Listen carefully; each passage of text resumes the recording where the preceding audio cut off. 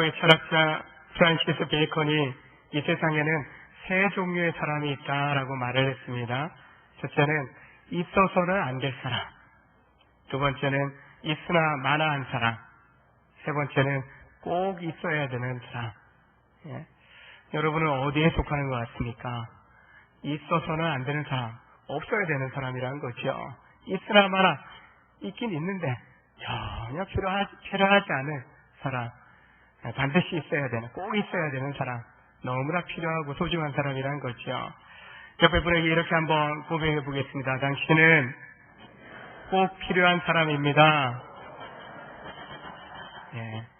사랑하는 우리 믿음의 성도들이 이 남은 인생의 여정을 가는 동안에 어떤 삶의 자리에 있든지 당신이 꼭 필요합니다.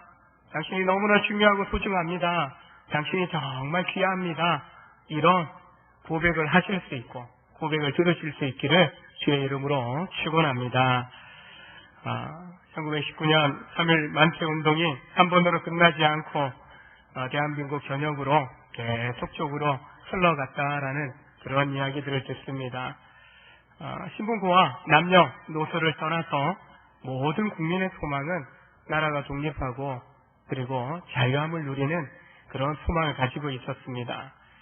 나비효과처럼 작은 불꽃 하나와 같이 시작된 작은 만세운동의 그 외침이 임시정부를 수립하고 독립군으로 자원하여 자기의 목숨을 내걸고 피 흘려가며 죽어가면서까지 내 나라, 내 민족, 내 땅을 또한 회복하기 위한 헌신된 그런 백성들이 나왔던 것을 보게 됩니다. 결국 1945년 8월 15일에 강복을 맞이하게 되었습니다. 역사 속에서는 미국이나 또 중국이나 소련이나 이런 우리 주변의 열강들이 또 저 유럽의 열강들이 2차 세계대전을 종식시켰다. 우리나라 강복시켜 주었다. 그렇게들 이야기합니다. 믿음의 눈으로 우리가 보게 되면은 전혀 새롭습니다.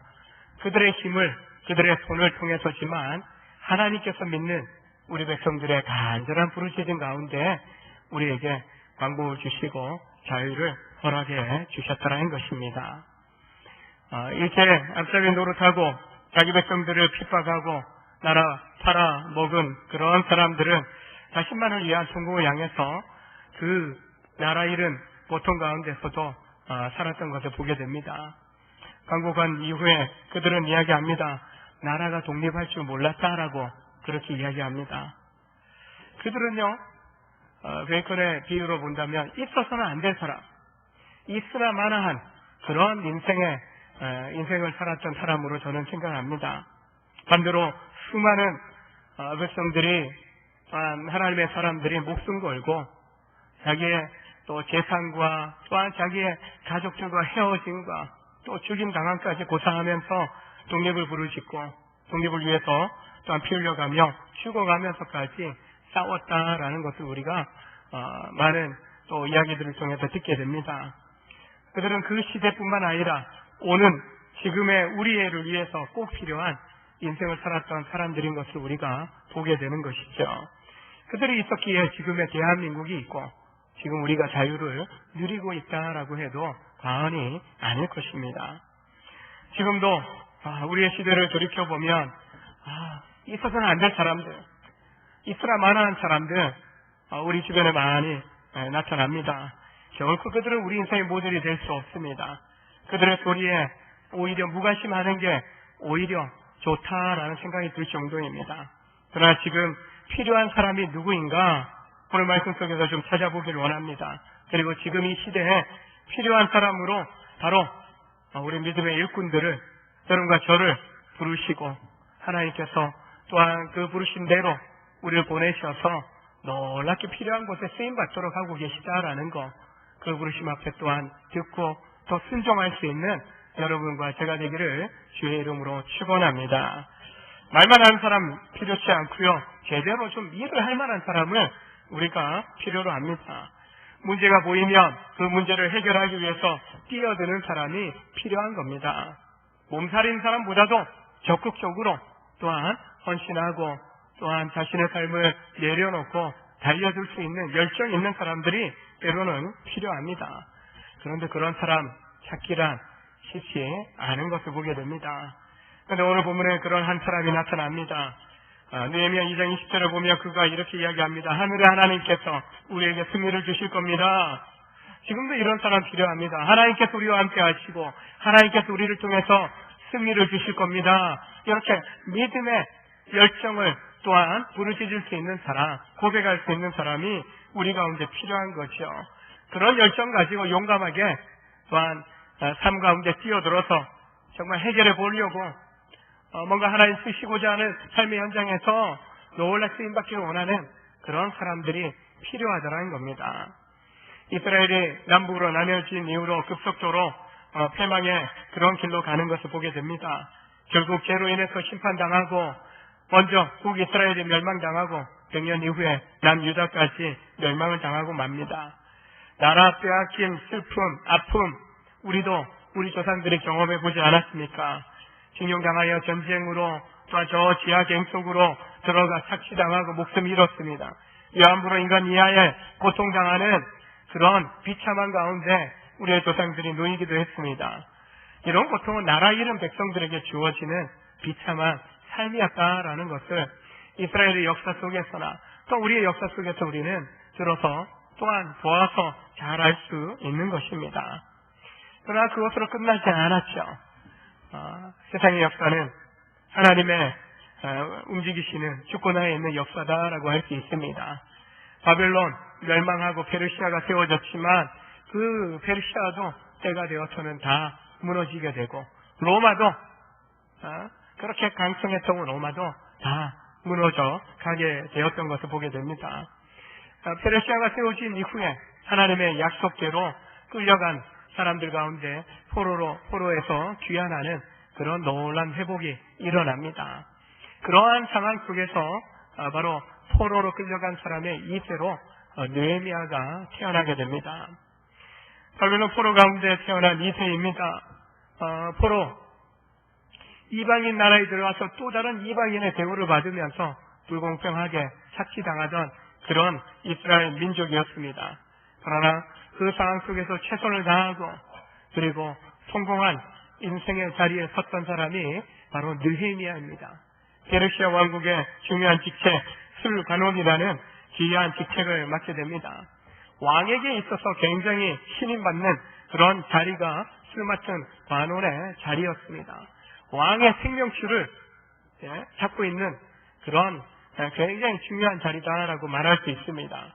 한마디로 느헤미야는 왕이 신뢰할 만한, 왕이 믿을 만한 그런 사람으로 인정을 받은 것입니다. 지금도 꼭 필요한 사람, 누가 필요한가? 믿을 만한 사람이 필요하다는 거죠. 믿음직한 사람, 거짓이 없는 사람, 그래서 모든 것을 안심하고 맡겨도 될 만한 그런 사람이 필요한 시대 속에 우리가 살아갑니다. 옆에 분에게 이렇게 한번 고백하겠습니다. 믿을 만한 사람이 됩시다. 믿을 만한 사람이 됩시다. 이렇게 한번 따라서 고백하면 눈을 쳐다보면서 한번 고백해 보십시오. 당신을 보니 안심하고 내 거 다 맡길 수 있을 것 같네요. 웃는 분들은 못 맡길 것 같은 생각이 드는 것 같아요. 우리 어릴 때부터 아이들에게도 또 저희도 어렸을 때 보면 좋아하는 위인들이 있습니다. 좋아하는 선생님이 있어요. 영적인 스승들도 있습니다. 그러면 저분의 저런 말투, 저분의 어떤 행동 닮고 싶은데, 저분의 열정, 꿈, 비전 나도 닮고 싶은데 라는 그런 마음이 심어주기도 하지만 마음에 품었던 그런 시간들이 있지 않습니까? 지금도 마찬가지죠. 믿음의 여정을 가면서 닮고 싶다. 나도 저렇게 살고 싶다라는 그런 마음, 생각들이 들 때가 있지 않습니까? 느헤미야의 인생의 모델은 그의 아버지 사가랴였습니다. 아버지의 신실함을 따라서 그도 신실한 믿음의 사람으로 성장한 것을 보게 됩니다. 주님을 좋아하고 주님을 사랑하게 되면 주님의 성품을 닮아가게 되고요. 주님을 믿고 신뢰하였던 아버지의 아름다운 신실함들을 바라보면서 자랐던 느헤미야입니다. 결코 이방 땅에서 노예로 한마디로 끌려온 인생 속에서 참 평범하지 않은 그런 삶 속에서 평범한 듯 하면서도 온전히 하나님을 바라보며 하나님 믿는 택한 백성으로서의 그 민족성을 지키고자 하는 열정을 가지고 살았던 그 아버지, 그 아름다운 신앙을 느헤미야가 계승했고요. 그도 주님을 사랑하고 믿고 있지 않은 신실한 사람이 되었던 것을 보게 됩니다. 하나님의 사역을 하고 또한 사업을 경영하고 그리고 나라를 경영한다라고 할 때에도 참 어느 조직이나 공동체나 공통적으로 중요한 것이 있다면 믿을 만한 사람을 세우는 겁니다. 믿을 만한 사람. 참 쉽지 않아요. 참 쉽지 않아요. 점점 더 헌신된 일꾼들이 없어집니다. 훈련 받았는데 대학원까지 신대원까지 졸업했는데 사역하지 않아요. 예? 사역하지 않아요. 농촌 지역만 궁한 게 아니라 서울도 궁해요. 예? 믿을 만한 사람을 찾고 세워서 함께 일을 해야 되는데 쉽지 않은 그런 세대 속에 우리가 살아갑니다. 편한 것을 쫓아갑니다. 나의 유익만을 쫓아가는 세대 속에 우리가 살고 있습니다. 먼저 저 자신부터도 그래요. 믿을 만한 목회자로 인정받는 거 매우 중요하다라고 생각을 합니다. 여러분 어떻습니까? 성공한 인생, 성공적인 인생의 모습 어떤 것인가? 저는 믿음의 성도로서는 하나님 앞에서 그리고 믿음의 공동체 안에서 또한 세상 사람들 앞에서 참 믿을만하다, 신실하다. 당신이라면 내가 모든 거 믿고 맡겨도 되겠다. 그런 인정받는다면은 성공한 인생이 아닌가라는 생각을 하게 됩니다. 그러나 그런 참 우리도 부족하고 연약하다 보니까 모든 사람에게 인정받기는 힘들죠.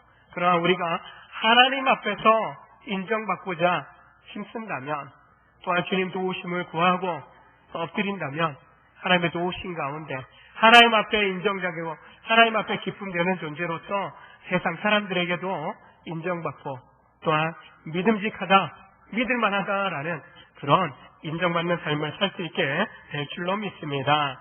바로 주님을 향한 믿음의 진정성이 있는 사람이 세상 속에서도 믿음만하다, 참 신뢰할 만하다라는 인정을 받을 수 있는 겁니다.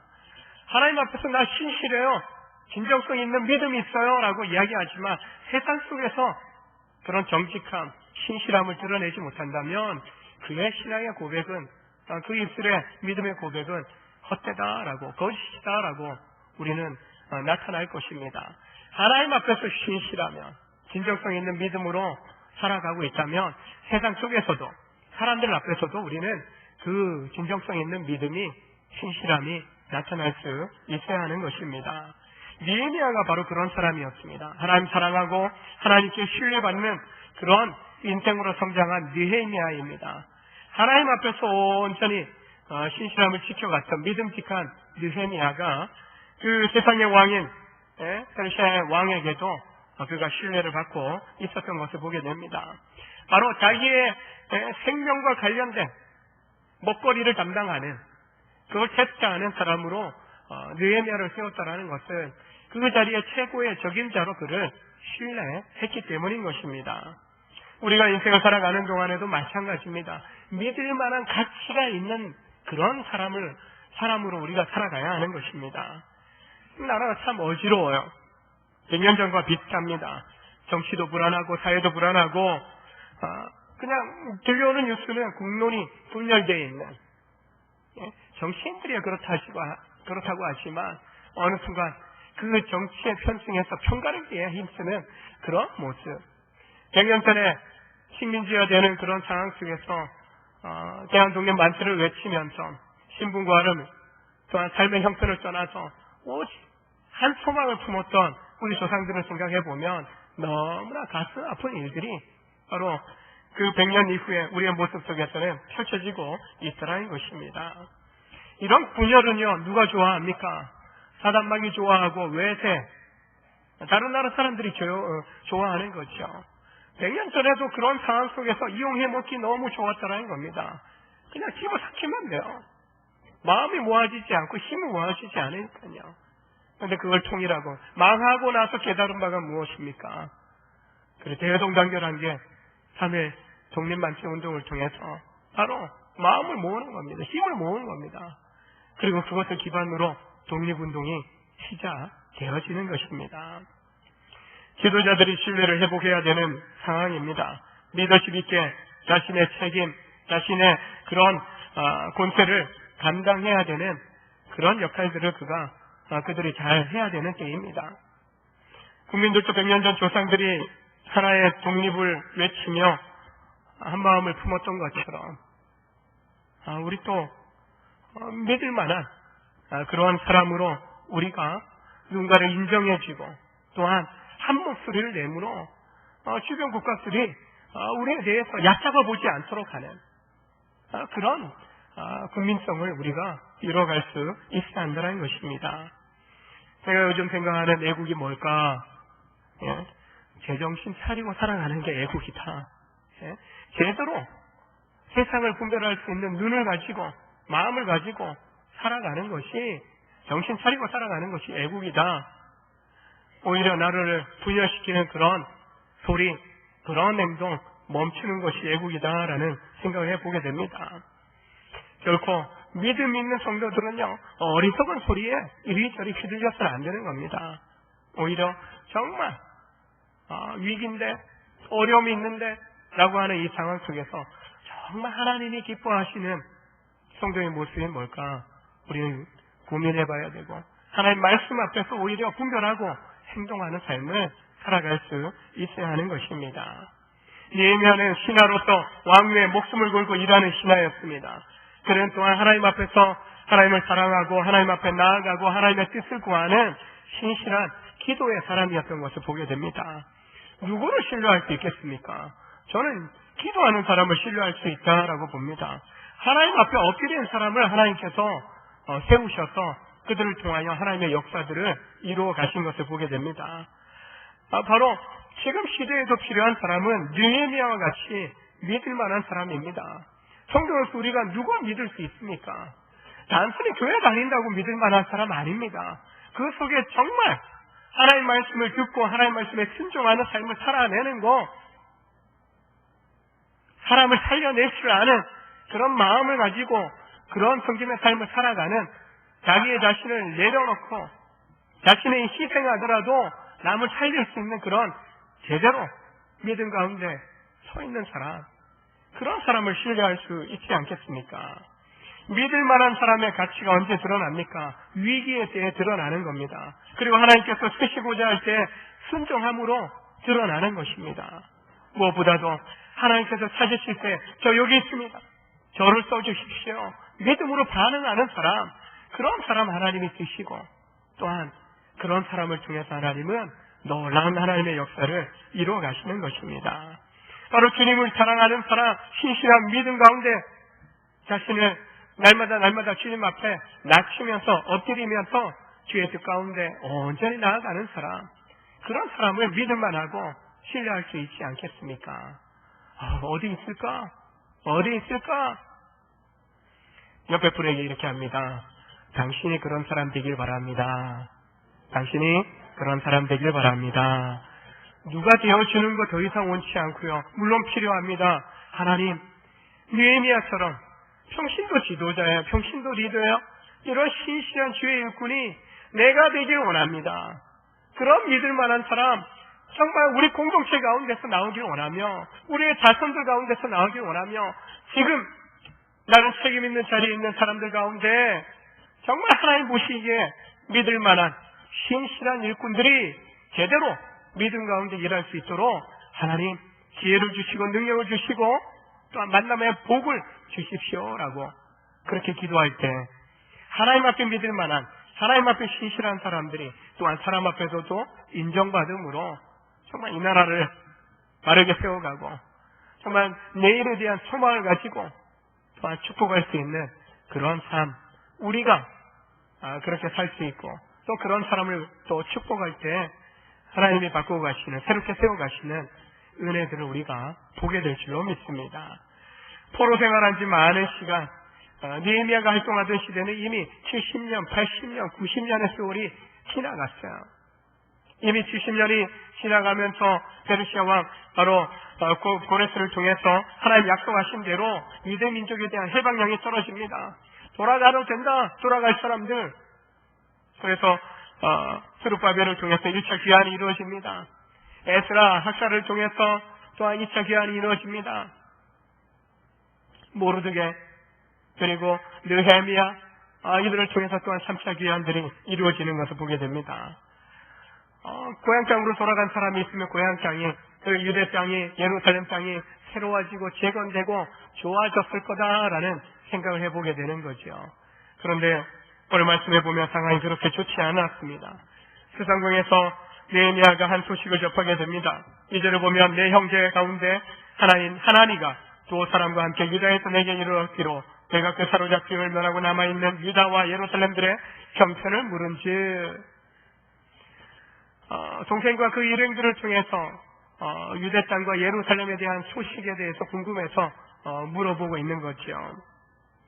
느헤미야는요 늘 자기 민족에 대하여 그 땅에서 태어나고 그 땅에서 그가 성장을 했지만은 포로 생활의 2세이지만 그는 자기 민족에 대한 그런 아픔, 자기 민족에 대한 관심을 늘 갖고 있었던 것을 보게 됩니다.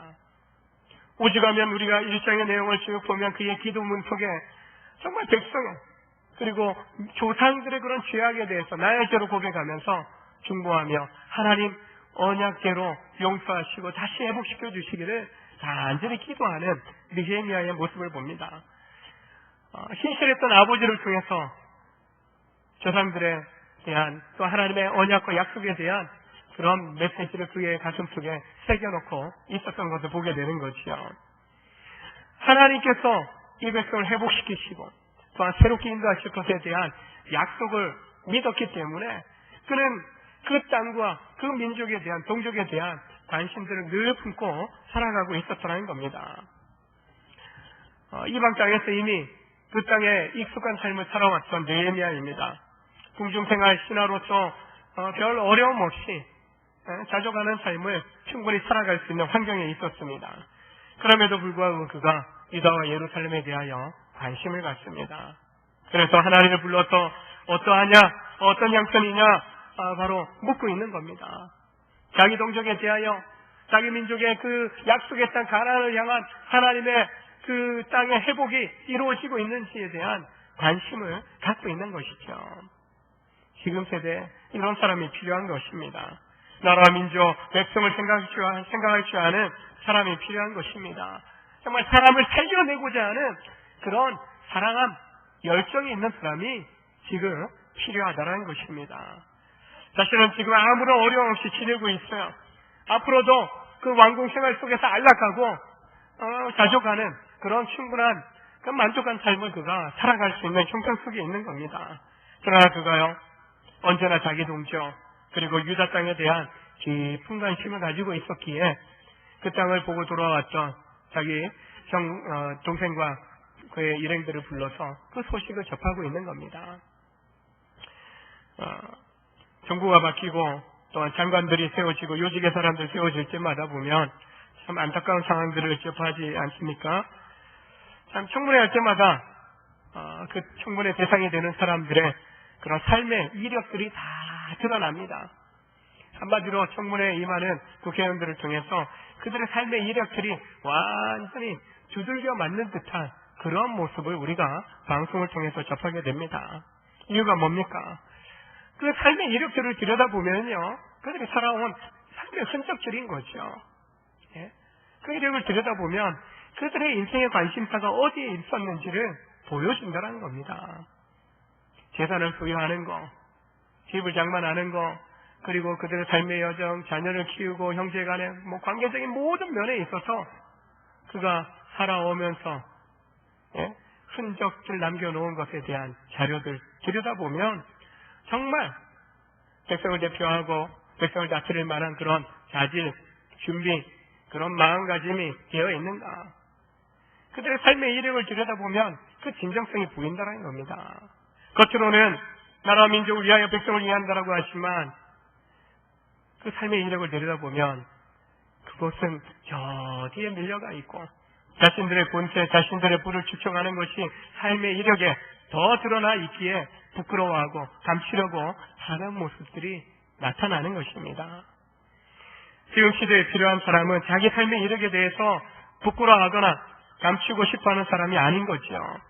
진정으로 나라 민족을 위하여 백성을 위해서 관심 갖고 헌신할 자세를 가진 사람, 그런 사람이 정말 백성을 대표해서 나라를 이끌 일꾼이 되어야 하는 것입니다. 공동체 속에서도 마찬가지입니다. 나의 어떤 기복적인 축복만을 구하는 것이 아니라 정말 영원한 생명의 약속받은 성도로서 이 땅 가운데서 주시는 풍성한 은혜도 누릴 뿐만 아니라 주신 은혜들을 흘러보내는, 나누는, 베푸는 삶을 살아갈 때 그런 사람들을 통해서 하나님이 영광 받으시고 또 존귀하게 여겨 주신다는 겁니다. 당시 포로 생활 2세들의 가장 부족한 점을 말하라고 한다면 거의 대부분이 헌신의 부족입니다. 헌신이 부족하다라는 것은 자기 일에는 열심히해, 그러나 다른 사람들의 문제에 대해서는 무관심했다라는 것을 보여주는 거죠. 그러나 느헤미야는 그 시대의 사람들과 달랐음을 성경은 말해주고 있습니다. 자기만 생각하는 그런 인색한 이기적인 사람이 아니었다는 겁니다. 바로 자신의 관심사가 어디에 있는가를 보여줌으로 그는 자기 인생도 중요하지만 나의 인생보다도 우리의 민족, 하나님의 약속의 땅, 그 민족을 다시 회복시키신 하나님의 그 약속이 이루어질 때 그때를 바라고 소망하면서 그가 살았다라는 것을 보여주는 거죠. 존 하카이라는 박사는 지도자에 대한 글에서 사람이 무엇으로 심든지 그대로 거두리라 라고 말합니다. 얻고자 한다면 심어야 한다는 겁니다. 뭔가 좀 열매를 얻고 소득을 얻으려면 투자가 이루어져야 되는 거죠. 친구를 원한다면 우정 쌓는 일에 시간과 물질을 투자해야 됩니다. 존경받기를 원한다면 다른 사람을 먼저 존중하고 인정하는 삶에 우리가 투자할 수 있어야 되는 겁니다. 투자한다는 이 말씀에는요, 남에게 베푸는 것을 의미하는 그런 의미가 담겨져 있습니다. 우리가 베푸는 것이 얼마나 거대한 투자가 되는지에 대해서 우리가 기억해야만 합니다. 어제부터 오케이 나눔, 사랑 나눔, 구제 사역으로 반찬 나눔 사역을 시작했습니다. 새벽 기도 끝나고 장 보러 갔다 오시고 우리 집회 권사님들이 참 오전 내내 반찬 만들고 그리고 나서 이제 배달도 가고 또 빠진 분들, 연락 안 된 분들이 있어서 오후에 또 방문해서 다 16가정을 이렇게 전달을 해드렸습니다.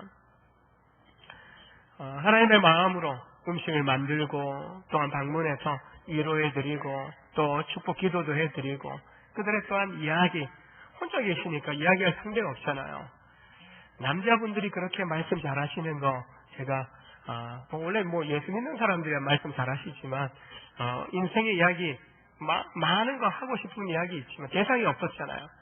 그러니까 빨리 다른 데 가야 되는데 이야기 계속 하시니까 주춤 그렇게 하게 되었습니다. 한마디로 주님의 마음으로 그들의 살아온 인생의 아픔도 좀 느끼게 되었고요. 주님의 사랑이 또 불신앙 가운데 있는 그들 영혼들에게 또 주의 사랑을 심어줄 수 있는 또한 기회가 되었다라는 생각이 들었습니다. 바로 사랑하고 섬김을 베푼다는 것, 그것은 영혼을 구원하는 그 일에 큰 투자가 된다는 것입니다.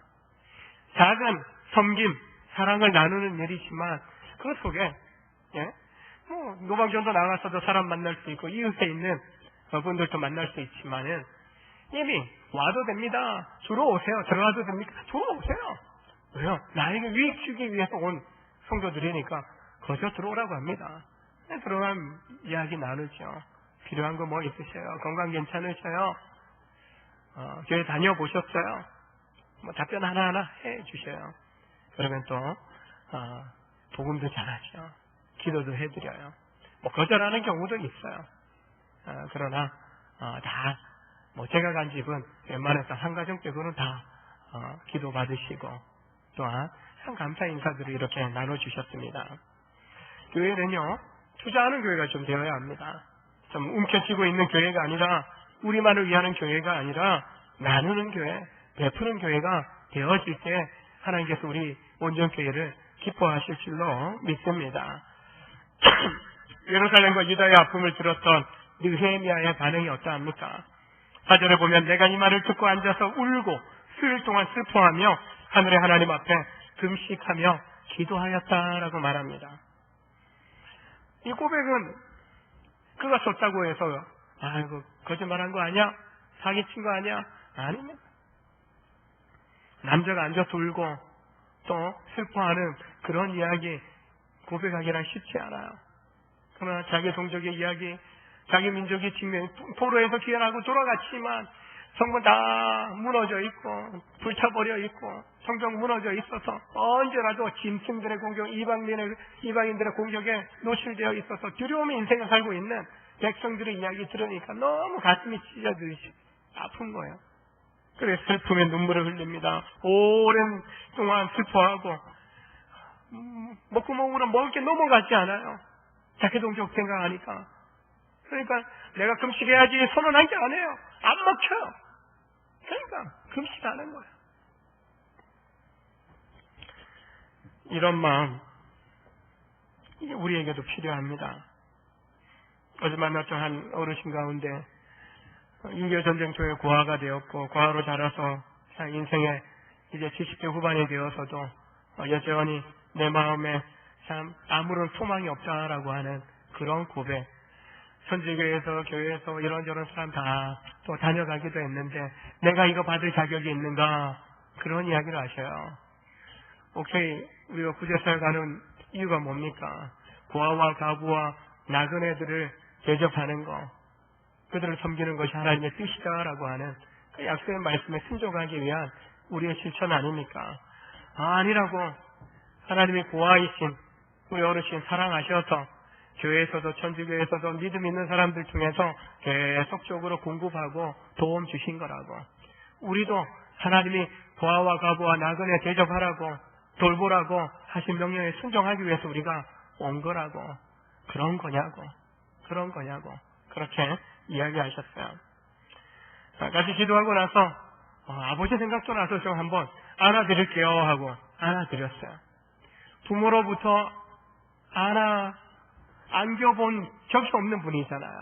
누군가에게 안겨서 키워지고 그렇게 성장했겠지만 안겨지기보다도 더 때로는 매맞고 또 거절당한 인생을 살아왔던 그런 그 어르신의 인생 이야기 들을 때 마음이 뭉클해지는 거예요. 우리 주변에 그런 분들이 때로는 연세 드신 분들만이 아니라 우리 주변에 인생사 세상살이 때문에 너무 고달파하는 우리 이웃들이 때로는 우리의 친구들이 동료들이 있지 않습니까? 그들의 그 마음을 우리가 읽고 그들의 마음을 또한 인정하고 받아주고 또 그들을 품어주고 안아줄 수 있는 마음, 그 마음이 지금 오늘 느헤미야의 마음인 거죠.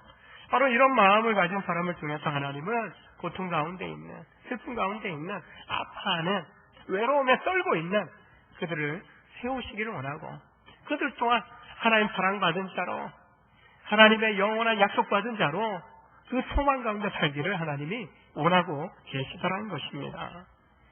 느헤미야는 예루살렘과 백성들의 형편을 물어보았습니다. 묻고 보통의 소리에 귀를 기울였던 것을 보게 됩니다. 바로 이 시대에 필요한 사람은 관심 갖고 귀를 기울이고 또한 그들을 안아줄 수 있는 사람이 필요한 것입니다. 바로 이런 사람이 하나님 쓰심에 합당한 사람이다라고 우리는 말할 수 있고 그런 사람을 하나님 쓰시고 그 하나님의 놀라운 일들, 위대한 일들을 바로 그런 사람을 통해서 하나님이 역사하시고 세워 가신다는 것입니다.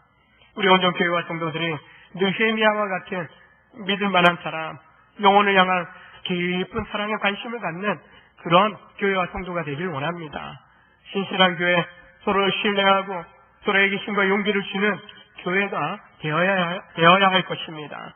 우리의 것에만 매달려 살아가면요, 우리끼리 그냥 다투다가 주의 말씀에 불순종하는 교회로 전락하고 말 것입니다. 그런 교회가 아니라 사랑과 위로가 있고 기쁨과 소망에 목말라 하는 그런 이웃을 향하여 손을 내밀 수 있는, 다가갈 수 있는, 관심을 보이고 또한 실제로 섬길 수 있는 교회와 성도, 그것이 바로 하나님 우리를 부르시고 이 동산에 몸된 교회를 세우신 하나님의 뜻인 줄로 믿습니다.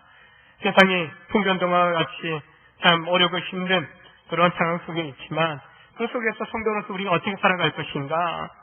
결코 성경은 세상과 세상에 있는 것을 의지하지 말라라고 말합니다.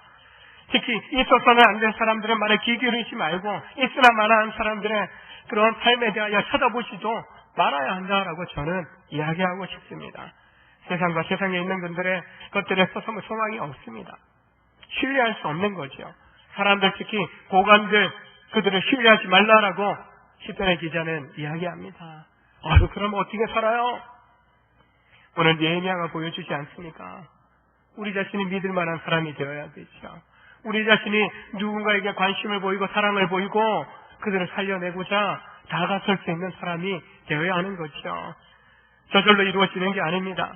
오직 하나님 앞에서 믿음으로 몸부림치며 주의 뜻에 순종하고자 힘쓰는 성도가 되어야 하는 것입니다.